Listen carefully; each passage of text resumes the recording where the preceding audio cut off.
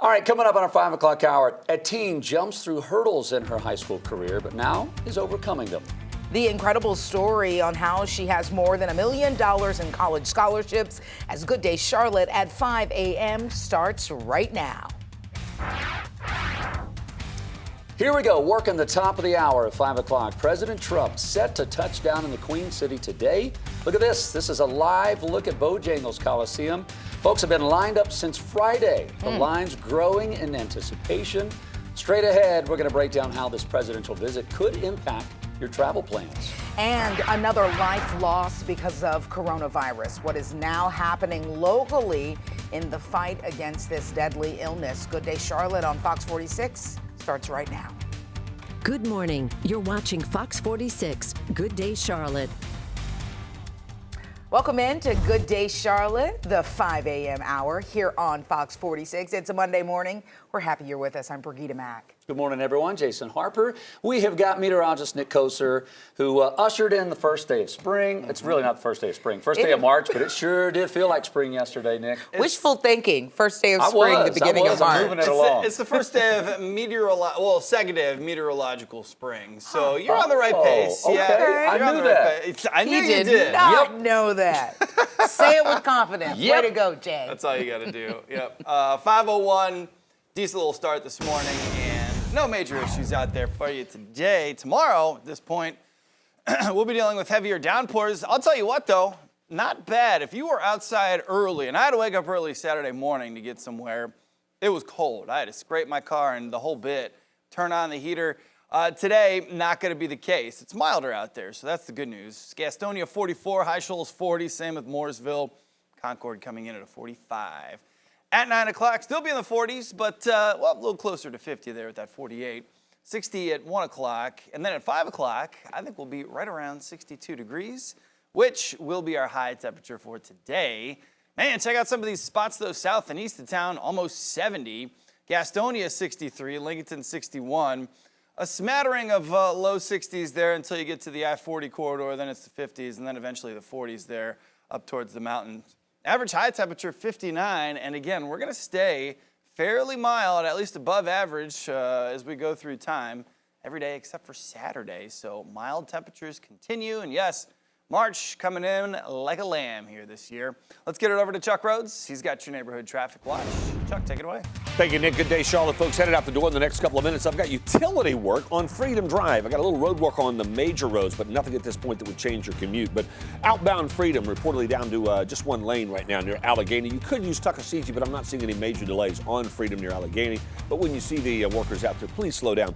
Keep them safe. Good people, the big traffic story of the day is going to be the president in town. Now, we never know the exact route, but we know somewhere between the airport and Bojangles Coliseum, the motorcade will travel. And for the afternoon commute, a lot of heavy traffic expected. If you normally head outbound on Independence this afternoon, consider Central Avenue. You also can consider Monroe Road to 7th Street, but I got a feeling some people are going to use that as a back entrance getting into Bojangles Coliseum. Not a bad idea. But outbound Independence expected to be a parking lot with temporary closures up to 25 minutes when the motorcade passes through. So just pack some patience this afternoon with the president in town.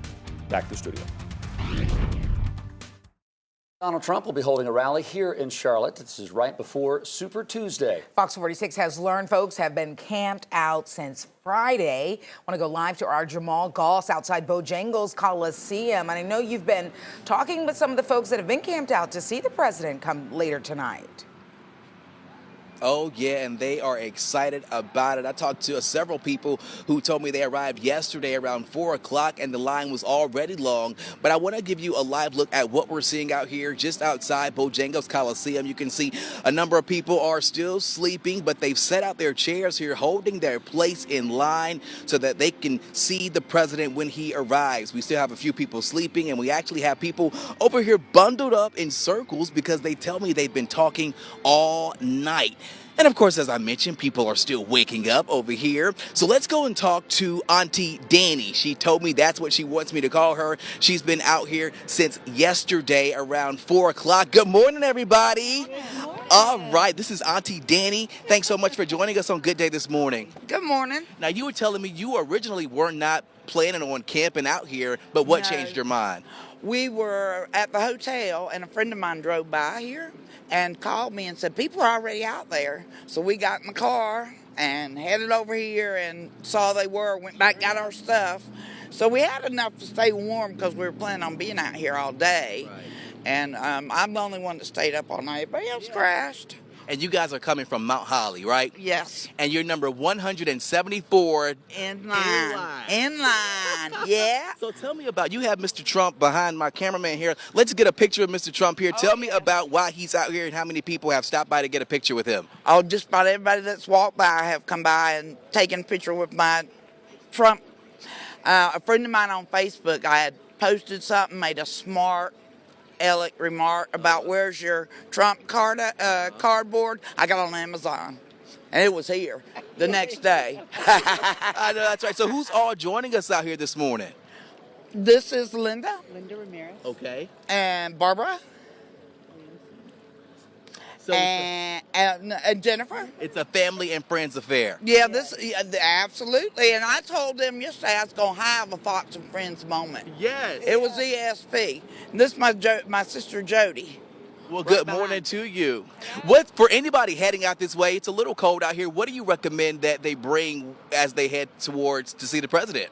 A chair and a blanket, and wear your coat, Yes. something to drink, Yes. your phone, a Mophie, Yes. and you're good. Cool. All right. Thank All you right. so much, Thank Auntie. you. All right. I'm making new friends out here. Of course, doors open at 3 o'clock. The rally starts at 7 o'clock. Reporting live this morning, I'm going to send it back to you guys in the studio.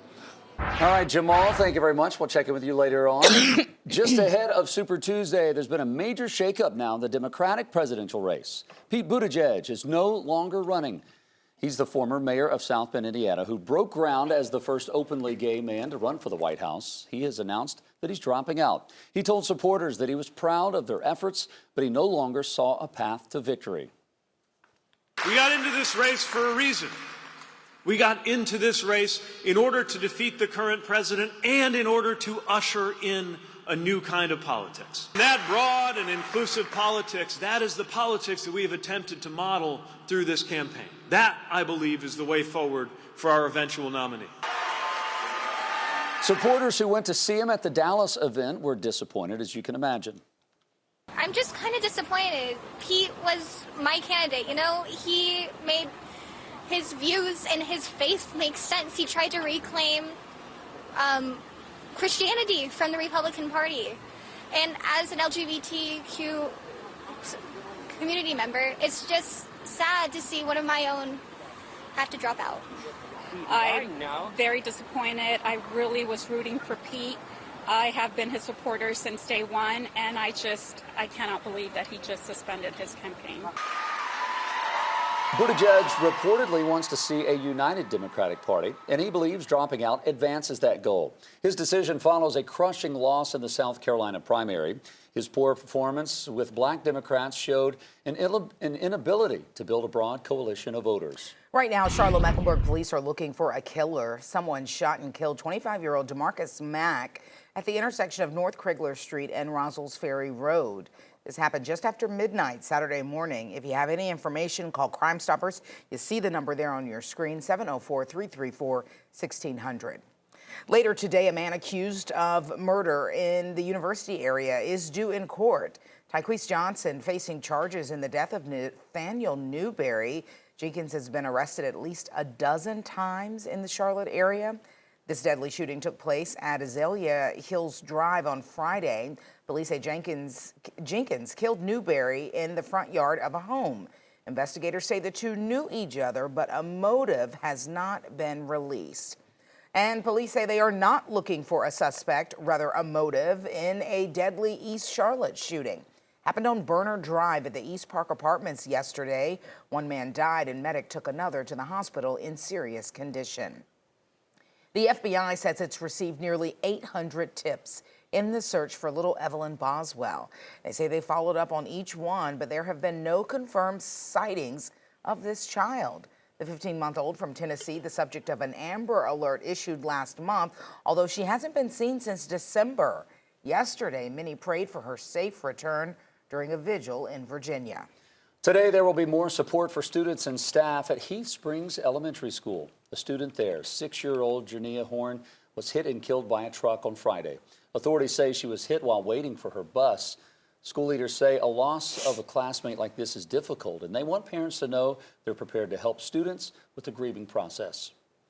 The campus of Molson Coors is set to reopen today. Counselors will be able to help out grieving employees there with the recovering from the deadly rampage where a gunman killed 5 people, then himself. The brewery set up a GoFundMe account with $1 million trying to raise as their goal. In an email, the company said workers have the option to return, but are not required to do so.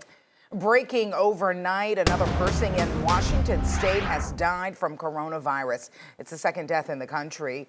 The number of coronavirus cases now stands at more than 88,000 worldwide. Just 88 of those cases are here in the United States. And locally, we've learned South Carolina's governor will host a meeting on ways to fight the deadly illness. This as airlines make changes to some of their flight policies amid this scare. Fox 46's Amber Roberts is live at Charlotte Douglas International this morning with the very latest. Good morning, Amber. Good morning, Brigida. While there are no confirmed cases of coronavirus in North or South Carolina, people do fear it's a possibility. And because of that, airlines that fly right here through Charlotte Douglas International Airport are making some changes to benefit travelers. That specific change is waiving change fees for upcoming flights because of this crisis. Now, some of those airlines that are going to be doing this include American, JetBlue, and Alaska Airlines. They are waiving those pricey ticket change and cancellation fees for new ticket purchases just in case travelers need to adjust their plans because of the coronavirus spread. And just right over the border from here in South Carolina, Governor Henry McMaster has organized a meeting to talk about the state's emergency response plan. South Carolina has formed a committee that consists of representatives of all state agencies relevant to public health emergency preparedness. Health leaders say some ways to protect yourself from the coronavirus include keeping your hands clean and staying away from people who are sick. Live this morning in Charlotte, I'm Amber Roberts, Fox 46, getting results. Amber, more universities in North Carolina are canceling study abroad programs amid coronavirus outbreak. UNC Chapel Hill has canceled all spring semester study abroad programs. It's also expanded restrictions on non-essential university affiliated travel to Italy. And just last week, Fox 46 told you UNC Charlotte had canceled its study abroad programs in China, South Korea, Japan, and Northern Italy. Ahead here on Good Day Charlotte, Bloody Sunday, many marching to commemorate the brutal attacks and pay tribute to those who paved the way for people of color to have the right to vote. And I wanted them to see the distance that our forefathers before us had to walk. You'll hear more from marchers who say the right to vote is nothing to take lightly. All right, it is 5:12 as we go to break on this Monday morning. A beautiful shot of Uptown and Bank of America building there, highlighted there. It's a great start to a work week. Thanks for making Good Day Charlotte a part of your morning routine. We will be right back.